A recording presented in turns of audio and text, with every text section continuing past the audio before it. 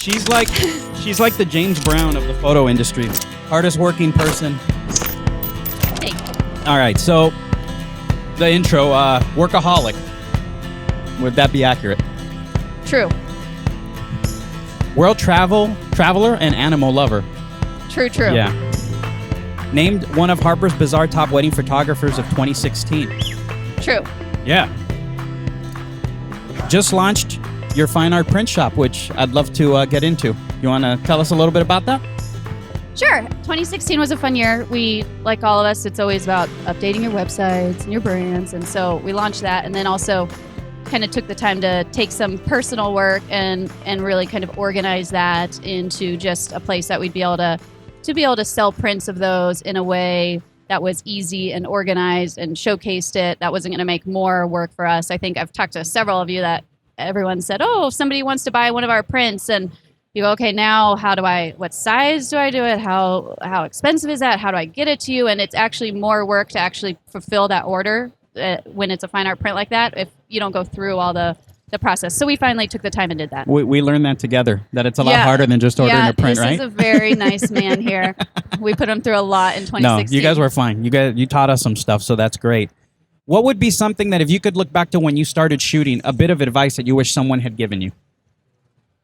So a part of what we've been talking about this year so much is really the business behind what we're doing, and specifically, we say fine art photography. Maybe 6 years ago, everyone was saying, oh, I'm a photojournalistic photographer, and then it was fine art photographer, and even now that may be a bit overused, kind of like, organic, where then it was on every single food package, where then it doesn't really mean anything anymore. So I think really just getting back to the business and really taking the time to come up with a vision for your business, and more specifically for your life. Because if you just start doing, and the goal is to book the next wedding, to take the prettiest next picture, and to get on that magazine and get on that blog, and it becomes the rat race, and you're kind of in it, and then maybe years go by and you go, is this exactly where I wanted to be? Am I working towards an objective, towards the vision that I want for my life? And so really just being more strategic about that, and thinking about what you want your life to look like. And I mean, really, like, where is that? What do you do every day? Are you home on the weekends? Are you on a plane 3 days a week? What does that life look like? Because maybe you're kind of running in the wrong direction and wasting a lot of energy to chase after something that you don't even really want at the end of the day. And I think it's easy to get caught up in kind of what other people are doing and what they have, and kind of go, oh, that looks amazing, I want that. But when you really sit and think about it and go, oh, well, that means they have to pack a bag on Thursday and say goodbye to their kids, and then they come home on Monday and they're not there for that, and they miss Johnny's soccer game or whatever that may be. Is that really necessarily what you want? So just kind of figuring those things out and making sure there's a trajectory and a strategy to get there. So you've mentioned that 2017 for you is kind of the year of the business, and kind of peeling back layers. Has there been anything so far that's been brought to your attention that you're like, oh my God, how did I miss that? Like 20 things. Okay, so give us one that you think that would help some of the people sitting here listening. Yeah, even so I'm really into, at the moment, especially just being more productive, and my word of the year is intentional. So just really just being intentional about, and that comes once again down to that, what do you want to be in 5 years? Where do you want to be when you're 80? And so instead of just spinning the wheels, to be intentional, and that then boils down to, well, what do I want to get out of this week? What do I want to get out of this day? And so it's... Are you really breaking it down like that? Yeah. Ask poor Chad every morning over breakfast. It's like, so what are we going to accomplish today? He's hiding. No, but really breaking it down like that, because we ended up being so busy last year that our work week got shortened down to like 3 days. And so then trying to fit in 5 days of work into 3 days of work, unless you just give up sleeping, you really have to like try to get more strategic about how you're going to spend your time. And I just think that, really focusing on that batch scheduling is something that we're really getting into, and just writing down everything. So, if I'm going to do albums one day a week, I'm going to do them on this day. And if I'm going to do blog posts one day a week, I'm going to do them on this day. And then you're really in that blog post zone on that day for those 2 hours, and maybe you do them for the next month. And then like, how great is that? That you've got it done for the month or whatever. So just really trying to focus and be a smarter business person. And I think that if you can start doing that at year 1, year 2, year 6, everything's better than, necessarily re-examining that at year 10. So learn from me, definitely, the more efficient you can be. And it takes some work and self-discipline.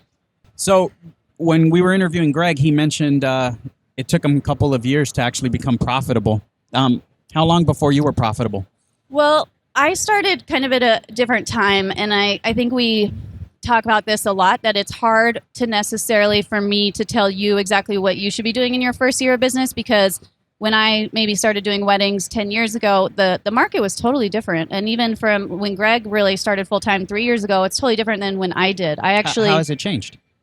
I think it's changing all the time. When I started, like Style Me Pretty was like just starting. There wasn't really even, I sound really old now, but really that's how it was. I had worked for fashion photographers for 5 years and when I started doing that, there was no digital. So then I went to digital with them and eventually became a digital tech for fashion photographers before then saying, okay, I'm going to go out and shoot on my own and shoot weddings. And so at that point I was mostly shooting digital because that's kind of where I had gone with these fashion photographers. So when I started out, my costs and truly everything was incredibly low. And I was just doing my thing. And really it was, I didn't start super low in pricing. At the time, and maybe it seems low, but $3,500 or $4,000, whatever it wasn't too bad for somebody that had never shot a wedding before. Sure. And that way I was really able to do it. And also I was still doing some freelance photo assisting for fashion photographers. So I kind of had that in my back pocket if I was off and I wanted to go assist a fashion photographer. So I guess the long answer to that story is there's always a way to always be making a profit. Maybe you just need to work a little harder. And I have this conversation too, do something else. Like, I think we all want to be purists. Like, oh, I only shoot weddings now. And that's like the only work that I do. And really you could go second shoot for somebody else. You could, go work at a coffee shop 2 days a week. And sometimes just like talking to people and doing something besides the work that you're in, being an artist, like it can be really refreshing.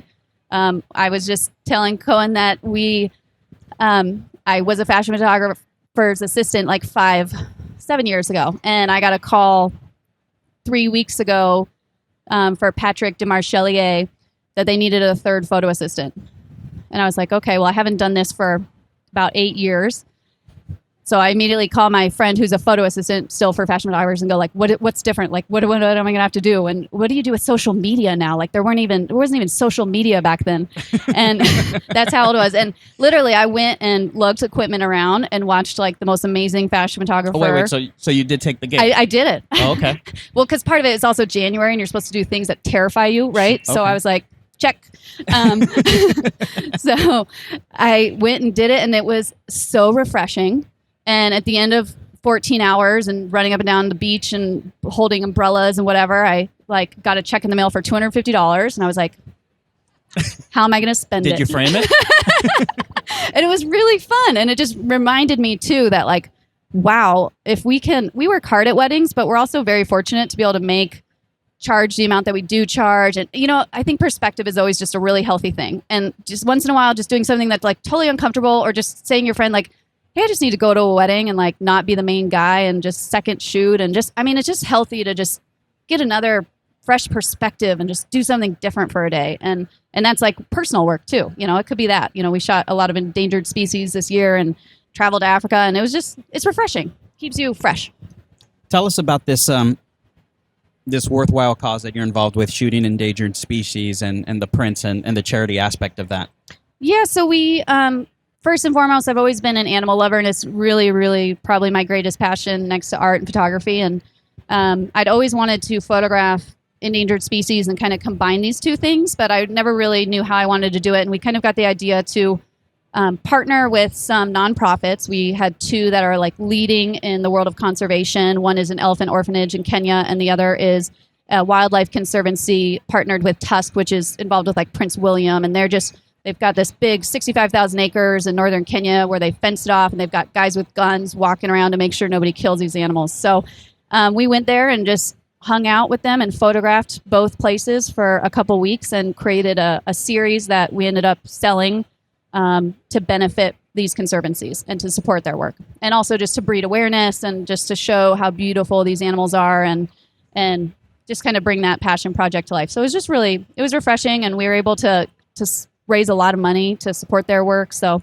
it was something that we really enjoyed doing, and hopefully we'll do more of. Where can people go to check out some of these prints and maybe learn a little bit about the charities and that sort of thing? Yeah, absolutely. Check it out. It's renderloyalty.com. And we're on Instagram too. But if you are an animal lover, or just even in your own lives, we're all get busy, but if there's some small thing that you're passionate about, or in a way that you can give back in your business, I mean, as we know, the world can be quite a scary, complicated place. So if we can all just do like a small part. What makes you think that? I just this weird mood I've been getting lately. So just if we can all just do a little bit in our whatever you're passionate about, even if you just say, our business is going to give back in this way, and go take pictures at the animal shelter, or go take pictures of kids in foster care, whatever it is, just try it out.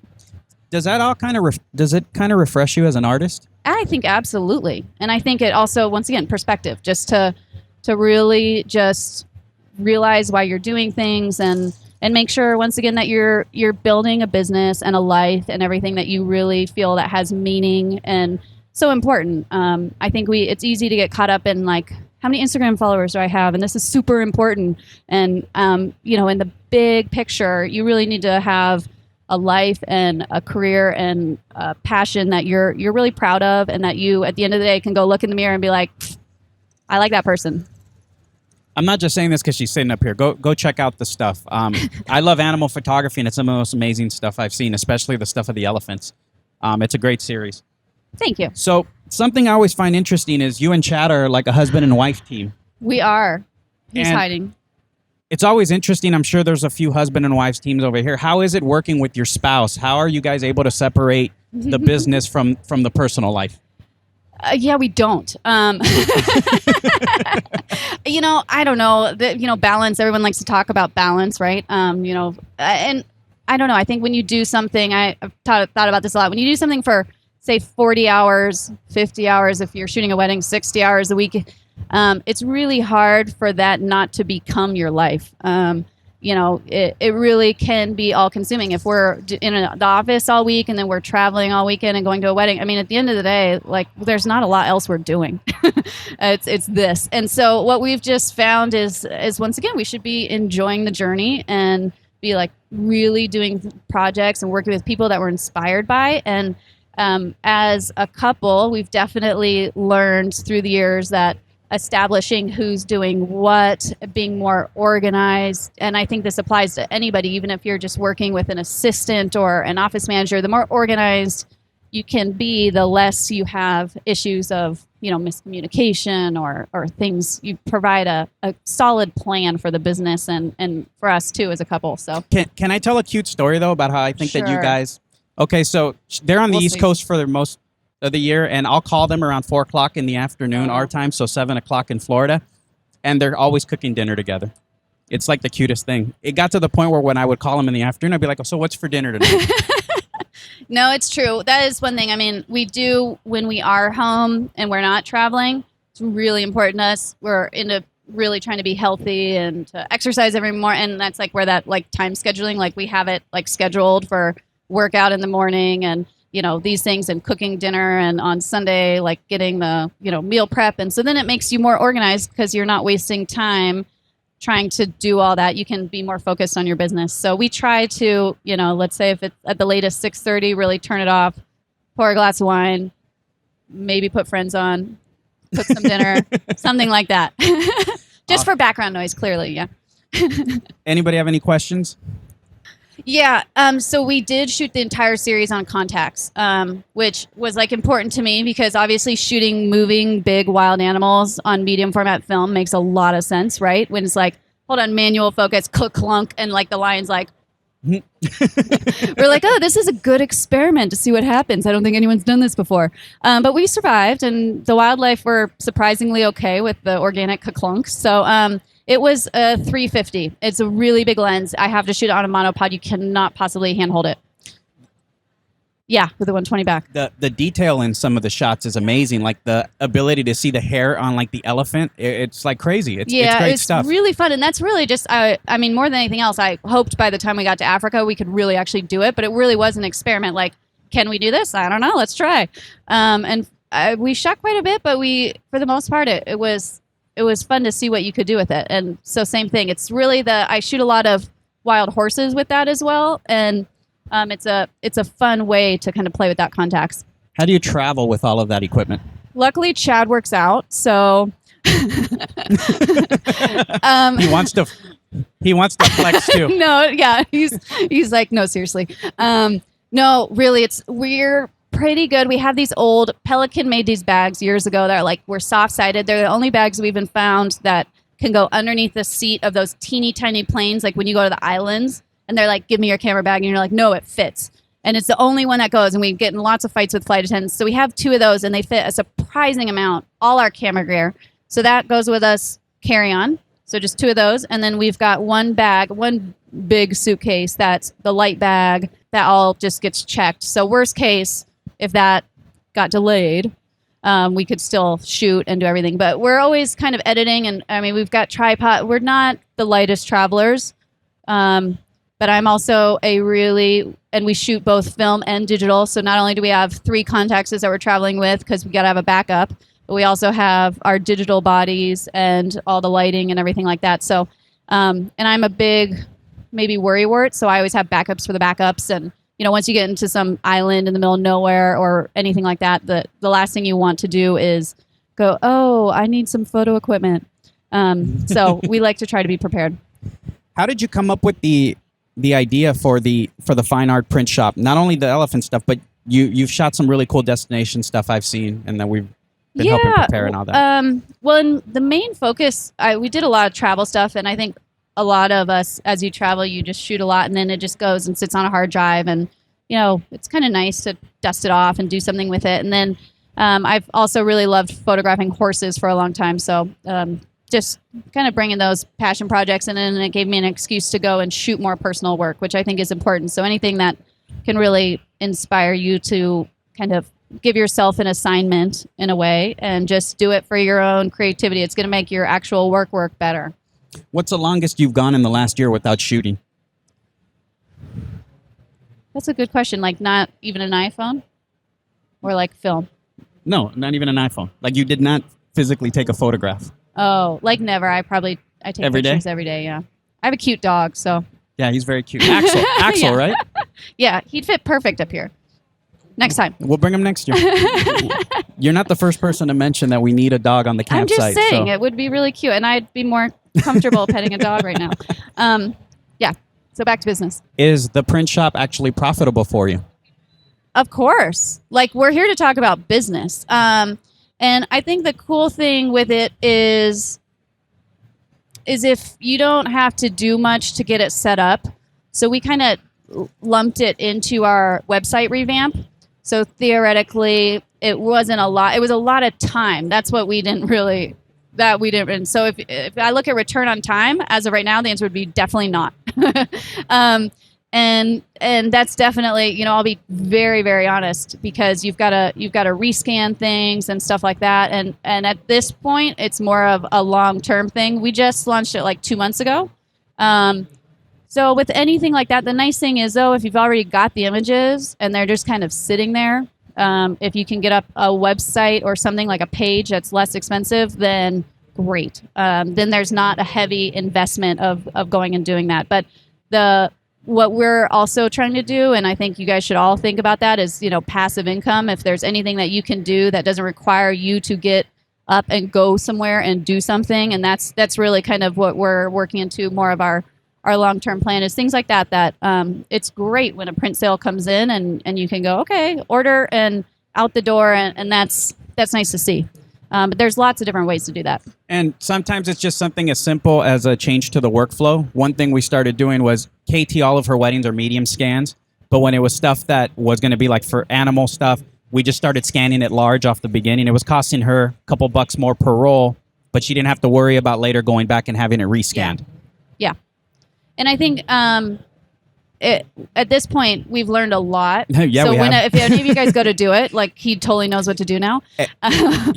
You should thank her if you guys put up a print shop and everything goes smoothly. Yeah, no, I mean, and I'd be happy to give anybody advice on things like that. But I think the biggest thing is trying to figure out how to do it. That's not a big time suck or financial investment. So that's always what we're trying to do as well. So Yep. the question is, how do you get your digital to a place where you're happy with it? So this was a big turning point for me this year too, because I was always super frustrated by any digital. Like it would literally make me mad. Like as I'm doing it, like this is really not making me happy as I'm scrolling through it. And I think I even did this with my Instagram this year, just like letting go of that, just really being like, it is what it is. You know, I mean, like at some point you just need to like stop overthinking it and go like, it is what it is. Like those pictures that you're probably doing with it. Like I shoot family formals, both film and digital. And then I do party pictures. We do, you know, once they're like groomsmen are doing keg stands, like it's time to bring out the digital camera, just saying. Then at that point, like it's a party picture, you know, so cool. Get some speed lights, have the party light and everything like that. But really don't spend hours fussing with it. I just simplified it and I just like nice white balance, good exposure, boom, out the door, you know? And I just think don't overthink it. Yeah. Do you have any advice on working with wedding planners? Yeah. You know, it's really an investment. And I know like the last thing people want to hear is like, oh, I've got to like just invest more time and energy into it. But I think once again, if you can sit back and look at like, what is the goal of where do I want to take, what is your ideal client? Who is planning that wedding? You know, if you really know who that client is and really where you want to take your business, then it'll help narrow down you know, you don't want to just reach out to the random top planners. You want to reach out to the random top planners, to the top planners of your ideal client, right? So that's going to be totally different from you than it is for me or, you know, Jose's or anybody else's. And so really, if you can start back at the beginning of that vision and that strategy and then take that all the way through, then once you figure out who those people are, so first narrowing down who those people really are they shooting in or planning in your area? Are they not? And then, I mean, just reach out to them, be that annoying person, send them, you know, I always do like holiday cards and I've done lookbooks and I've done different things or offer them some value. So even for me, and I know people hear this all the time, but I think we all need to hear it again, is if somebody emails me and says, oh, well, you know, I'm getting into weddings and I'd really like to shoot for you and you know, I'm gonna do this and I'm hoping to be like a really good fashion, and it's like me and you know, it makes sense when you're typing it out. I'm totally sure I've sent those emails too, but instead, like if you flip it and go like, you know, I really feel that like I'm a really hard worker and I can add a lot of value to your team, and I'm really good at loading film fast, and I'd love to just bring some fresh, you know, energetic energy to your team. Like that sounds totally different. So same thing for the wedding planner, reaching out and kind of going, what value can I add? And maybe that's a collaboration of, you know, I noticed you've got some new employees on your team and, you know, I'd love to, if you're interested, maybe just come do some headshots for you guys or anything like that, like provide substantial value. And so just being creative in that sense that maybe you can do something, find something that they're interested in and really trying to connect with them in a more creative way. So how did you break into destination weddings and start getting that kind of business? Yeah, and I think that it's all going to go back to the same thing, that if you say that's really what you want to do and that's like where you want your end game is to be doing that and to be traveling and to be doing all those things, then looking at, okay, well, first, if you can kind of fake it till you make it. So that one of the first editorials that I did was in the Keys, and it was like this place that I'd always worked with fashion photographers at, and it was like this girl, and I used models because, you know, they're always looking for us to test with models. So I had her like on a rock, and it was like my Bali inspired shoot, and it was in the Keys. I mean, it wasn't in Bali, but it looked kind of like it was. And so then that kind of all of a sudden, when people are Googling Bali, blah, blah, blah, and being smart, I mean, if you don't like websites and SEO and anything like that, then find a friend who does, and you guys trade each other for whatever you're good at, because that stuff is so important. And I'm like knee deep in Google Analytics, because also when you launch a new website, like all this wonky stuff happens, like you get bounces on weird things, and your SEO from taking your blog from 5 years of archives and moving it into all these weird things happen. So you really have to like dig into the numbers side of it. And I think with destination especially, you've got to get that hit of kind of showing like, Paris wedding or whatever it is you want to be. So that's number one. And then when you're traveling, if you go somewhere, if you go on vacation, like be intentional about it. Like we're not going to go to, I don't know where you'd want to go, New York City. We're going to go to Hawaii. And while I'm there, I'm going to like do all this cool stuff and do a shoot and be Instagramming it and like showing that like I'm in Hawaii. I'm here all the time. You know what I mean? Like, you can like really kind of fake it till you make it. And just if you are really kind of conscious about doing that over and over and over, it'll work. So the question is we'll use the elephants as the example, but the animals conservatory, is that something you thought about? Did they reach out to you? How did that go about? Yeah, and it kind of ties in back to the wedding planner question because that was very same thing. All of a sudden, I'm like at square one. Nobody knows who I am. I've never taken pictures of wild animals ever. And I'm like, please let me come to Africa and take pictures of your animals. Like, please. And of course, they're like, don't respond to your email. And, and then like I send like 5 more, and then I find like 3 other people that are listed in theirs and start emailing them. And then I actually just start calling. And then I'm like, no, it's a really good idea. And then they said no. And then I found like another person and I got in their ear. And then they're like, that's kind of a good idea. So just really, I was annoyingly persistent. I'm really like good at being stubborn, and in that way very, very persistent, so it pays off in things like that. Like when people tell me no, it just kind of inspires me more. Why did you decide to shoot that in film or on film? Just seemed like you have to do it, right? And I think there's something, I mean, maybe this is the draw of film altogether, right? There's something very true about it, and maybe that's why we love it so much with weddings. You can't really fuss it up that much. We see a lot of, even with wildlife photography, a lot of it that's really digitized, like high contrast. It almost looks like all of a sudden they're like in a studio. And you're like, were you really there? Like, is that animal? It's just so far removed from what that animal is. And I really think even with people, whether I'm shooting a wedding or whether I'm shooting a wild animal, I really want their soul to kind of come through there. And I really want to capture everything about that. And to me, that's just doing them justice. And I think the same thing with a bride or anything like that. I don't want to make her like this Barbie that looks good in a picture, but in real life, she's like not like that. We really want to capture the best side of it all, but have it be real. So film seemed like the only choice for that. Okay. Yeah. He stole my question. But basically, do you and good question, by the way. Do you and Chad see the business changing for you in 5 or 10 years? Yeah. I mean, we've definitely, all this stuff that I'm preaching, we've definitely sat down and tried to figure out where we want to be in 5 years and where we want to be in 10 years. And really, that's why my word is intentional for this year. It's really about being intentional of, I want every project that we're doing to really be something that we're excited about and inspired about. And it's also working to get us to that end goal. And for us, that's absolutely destination weddings, these more multi-day adventurous experiences that people are taking along their closest family and friends for. And these worldly kind of traveling couples that have a high attention to detail. We definitely want to keep doing those, but less. So we can really focus on that. So instead of maybe doing 25 weddings a year, maybe, in 5 years it's 15. That would be really cool.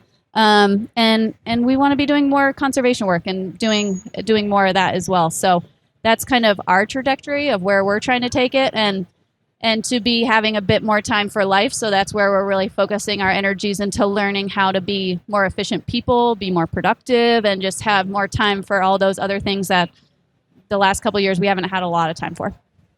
See, my question was going to be all deep, like when I saw you earlier this week, like, where do you see yourself in 5 years? But I'm going to be shooting 15 weddings on that ranch with foster puppies everywhere. And So the question was, how do you shoot the reception? Oh, how do you light the reception? Yeah. So like I said, we always travel with we travel with speed lights. We travel with a quantum. So I'm always like a lot of bodies on. So I'll shoot a reception with the contacts, and we'll have a video light for that for when I'm shooting first dance, cake cutting, like that. But then I also want to balance that with color and everything too. So I'll have my digital body with a pocket wizard attached to the quantum for that to kind of get that other look with that going off. And then also have a 35 millimeter black and white film. And that one is just going to have a flash on it. So that's just more straightforward, kind of like that for like the wide angle. So for the most part, that's kind of the main thing. Just and it's pretty simple. It's easy to travel with. Just the quantum, the on-camera speed lights, and then video light for when we're doing cake cutting and first dance. With the contacts, when you're shooting at the reception, what flash are you Just using? video light for that one. Yep. Yeah. So I'll have someone hold that one. Yeah, and normally normally it's just Chad and I. 99% of the stuff that we're doing, and we're kind of getting to where now this year we're bringing in a third for a lot of things, but normally it's just the two of us, and we've worked together so long now, and that's the only other thing I can say is like if you don't have a Chad, like go find one. You know, find They might like, have some for sale at the booths. Next year down I'll be that way. selling prototypes. But you know, find somebody that works with you consistently because you really need that support, and you need somebody that knows like when you go like this and you go like they like know exactly what you're saying, and then he's like got the video light up and he's like ready to go because then he'll be shooting as well. So if I'm shooting the contacts, he'll at the same time be shooting a digital, but like with a longer lens. And you know, we really want to like just not give like the one photo, but like really then a tight photo and maybe a far away photo. And I really want to give them that diversity. And so I feel that we can do that together. So if you can have a good second shooter, a good assistant really helping you to execute that, it's going to make it a lot easier. So he'll kind of go back and forth with that video light. Sure. Right. So what advice would you give to get a husband, or it can be anybody that's on your team, up to speed if they're not a formally trained photographer? Yeah, so we actually started how Chad started shooting. It wasn't ever like, oh, we think you should, I want to be a photographer. Chad didn't say like, oh, I want to shoot for you on the weekends when I could be watching football. He was definitely like, no. But we actually, our dog, Axel, I used to do agility with him. And that's like where you run around and jumps, and he goes through tubes. And so I put at the time, digital with a long lens in his hand, gave him like 3-minute crash course and just said, get it and focus. You know, and I'm like running with the dog and jumping, and I got all the pictures back, and they're like actually sharp, and like there was some panning involved maybe, and I was like, So then I kind of got the idea, and what I did is for the first X amount of weddings, and I think you could even do this as an exercise, have a second shooter that's your friend, and just put the camera and totally everything manual, of course, and really just be like, just come and shoot and just do it. And I think the sooner that you can just rip off that Band-Aid and do it the right way and not have pressure on them too. Like, don't expect anything out of it. Just say, just start doing it. Practice. And then when anything good does come out of it, like sit down and have that review together and go like, wow, whatever this was, that worked.